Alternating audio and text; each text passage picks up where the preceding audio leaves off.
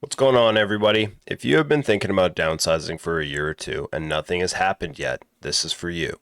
Today I'm going to walk you through the psychology of why leaving a long-held home is harder than anyone tells you, a realistic 12-month plan that actually works, and what the numbers look like on a typical Prince George move. By the end of this, you will have a clear roadmap. So let's get into it. Here is something I hear all the time. Someone reaches out, tells me that they've been thinking about downsizing for 2 or 3 years. The kids are gone, the house is too big, they know it makes sense, and then nothing happens.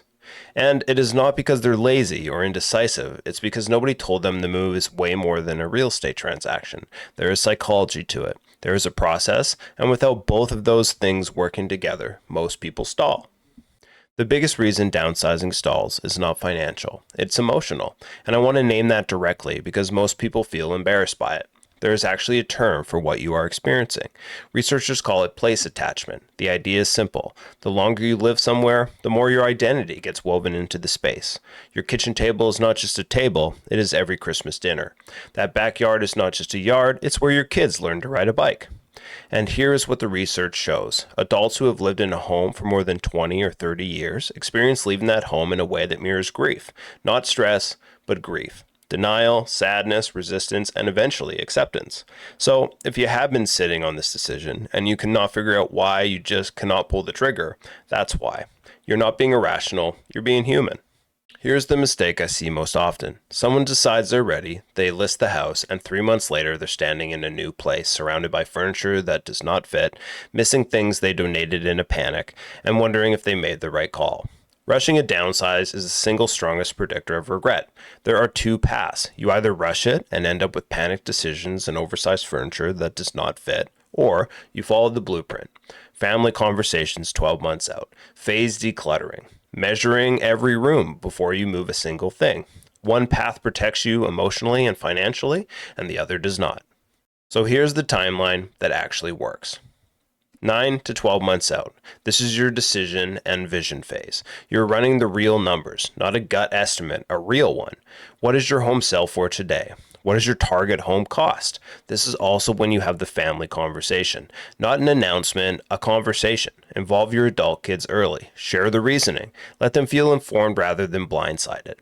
6 to 9 months out. You are in the declutter phase. This is the actual bottleneck, not the sale, the stuff. Systematically addressing 40 years of accumulation.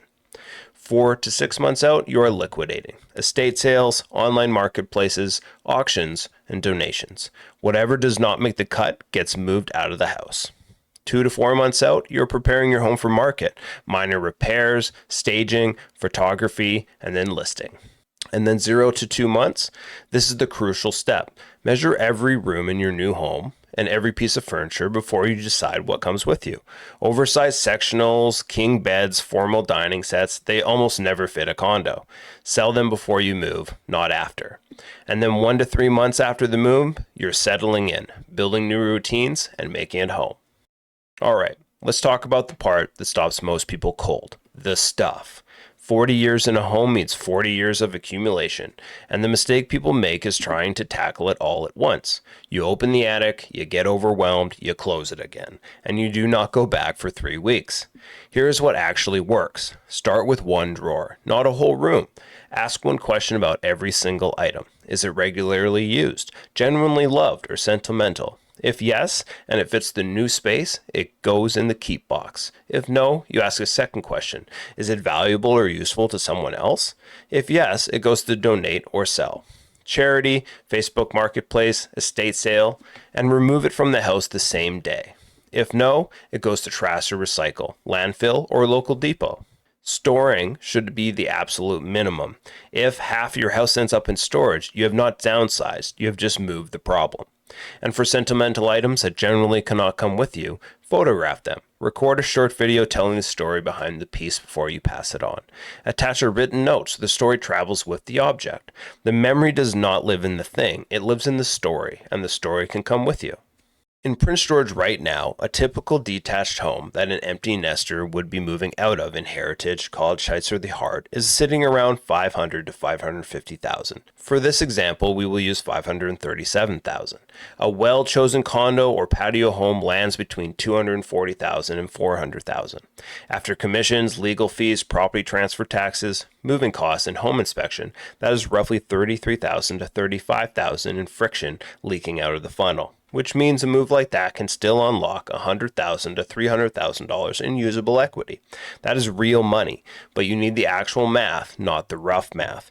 Run those numbers 9 to 12 months out, not the week before you decide to list. I want to spend a minute on the tax side, because there are a few BC-specific rules that catch people off guard. The most important one is the principal residence exemption.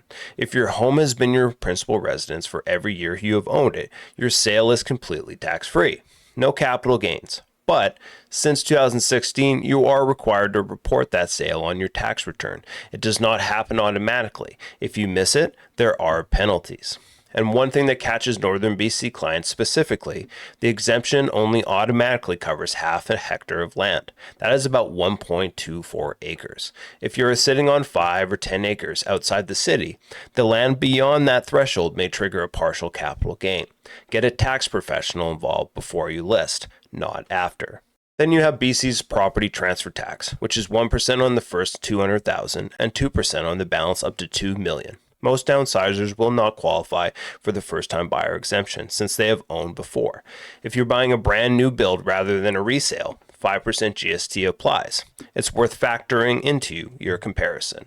If you're 65 or older, doing accessibility renovations in your new home, the Federal Home Accessibility Tax Credit gives you 15% non-refundable credit on up to $20,000 in eligible work. Grab bars, walk-in showers, ramps, wider doorways, that is up to $3,000 back per year. And one more thing that is time sensitive, BC's property tax deferral program lets homeowners 55 and older defer annual property taxes. Starting in 2026, new deferrals shift to compound interest at prime plus 2. If you have been using deferment as a reason to stay put, rerun your math before the June 2026 deadline. It changes the math significantly. And talk to your accountant before you list, not after. Let's talk about the 2-month dip. This is the part nobody talks about. You close on the new place, you get the keys, you walk in, and there's a moment, almost everyone has it, where you wonder if you made a mistake. You did not make a mistake, you're just in month 2.